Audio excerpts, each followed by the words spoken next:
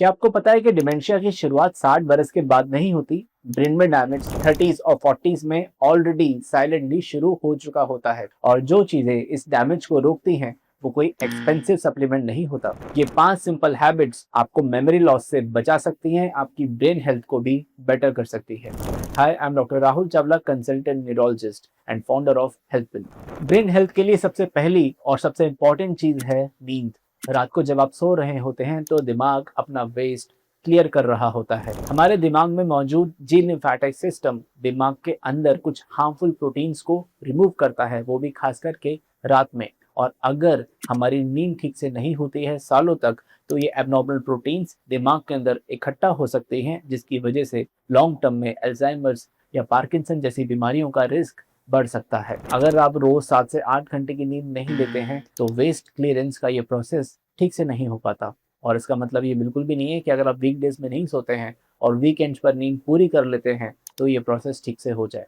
इसके लिए आपको रेगुलर स्लीप की आवश्यकता है, एंड इसके अंदर कोई कॉम्प्रोमाइज़ नहीं चलेगा। इसके अलावा अगर आपको रात में बहुत ज़्यादा स्नोरिंग होती है, यानी कि आप खर्राटे मारते हैं, और दिन में आपको बहुत ज़्यादा नींद आती है, तो हो सकता है कि आपको ऑब्स्ट्रक्टिव स्लीप एपनिया हो। ओएसए लॉन्ग टर्म में डिमेंशिया के साथ साथ स्ट्रोक, हार्ट अटैक का रिस्क भी बढ़ा सकता है। इसलिए अगर आपको क्रॉनिक इंसोम्निया है, या फिर अगर आपको बहुत ज़्यादा खर्राटे आते हैं रात में, दिन में बहुत ज़्यादा नींद आती है, तो प्लीज़ अपने न्यूरोलॉजिस्ट को कंसल्ट कीजिए। दूसरी इंपॉर्टेंट चीज़ है एक्सरसाइज। रेगुलर एक्सरसाइज और स्ट्रेंथ ट्रेनिंग हमारे दिमाग के न्यूरॉन्स के लिए प्रोटेक्टिव रहती है और न्यूरॉन्स के नए कनेक्शन स्टैब्लिश करने में हेल्प करती है। हफ्ते में 150 minute exercise, strength training, brisk walking आपके दिमाग के लिए वरदान है। अगर आप फिजिकली इनएक्टिव हैं तो आपकी ब्रेन हेल्थ भी धीरे धीरे इफेक्ट होने लगती है। ध्यान रखिए, एक्सरसाइज सिर्फ आपकी फिजिकल फिटनेस के लिए जरूरी नहीं है, आपकी ब्रेन हेल्थ के लिए भी उतनी इंपॉर्टेंट है।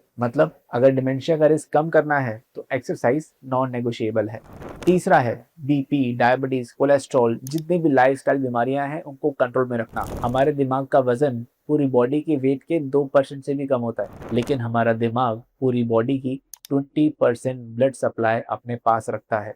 और अगर आपका बीपी अनकंट्रोल्ड है, शुगर अनकंट्रोल्ड है, कोलेस्ट्रॉल बहुत ज़्यादा है, तो ऐसे में हमारे ब्लड वेसल में कुछ ऐसे बदलाव होते हैं जिसकी वजह से दिमाग की छोटी छोटी वेसल्स में डैमेज हो सकता है। अगर दिमाग की इन छोटी छोटी वेसल्स में डैमेज होता है तो over a period of time dementia और पार्किंसन जैसी बीमारियों का रिस्क बढ़ सकता है। इसका मतलब अगर आपको बीपी, शुगर, कोलेस्ट्रॉल की प्रॉब्लम है, अगर आप टाइमली दवाइयाँ नहीं ले रहे हैं या लाइफस्टाइल चेंजेस फॉलो नहीं कर रहे हैं, तो हो सकता है over a period of time इनके अनकंट्रोल्ड रहने की वजह से आपकी दिमाग की वेसल्स में परमानेंट डैमेज स्टार्ट हो जाए, और ये आपके डिमेंशिया के रिस्क को काफ़ी हद तक बढ़ा सकता है।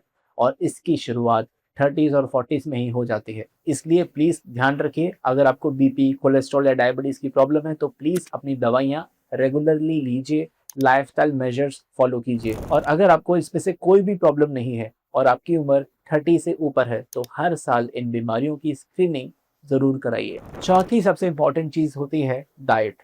फ्रूट्स, ग्रीन वेजिटेबल्स, नट्स और ओमेगा 3 रिच फूड हमारे ब्रेन को प्रोटेक्ट करता है। वहीं पर इसके ऑपोजिट प्रोसेस्ड फूड और ज़्यादा शुगर इंटेक दिमाग के अंदर इन्फ्लामेशन को बढ़ा देते हैं, जिसकी वजह से हमारा मेमोरी और कंसंट्रेशन दोनों इफेक्ट हो सकता है। इसलिए ध्यान रखें कि आपकी डाइट में एडिक्वेट विटामिन, मिनरल्स, प्रोटीन्स मौजूद हो।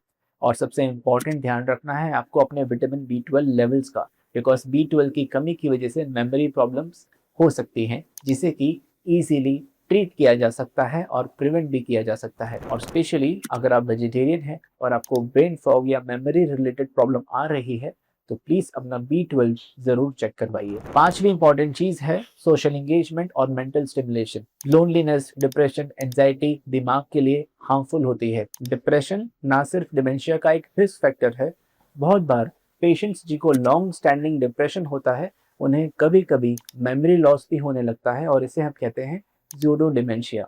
और डिप्रेशन के ट्रीटमेंट के साथ ये रिवर्स भी हो सकता है।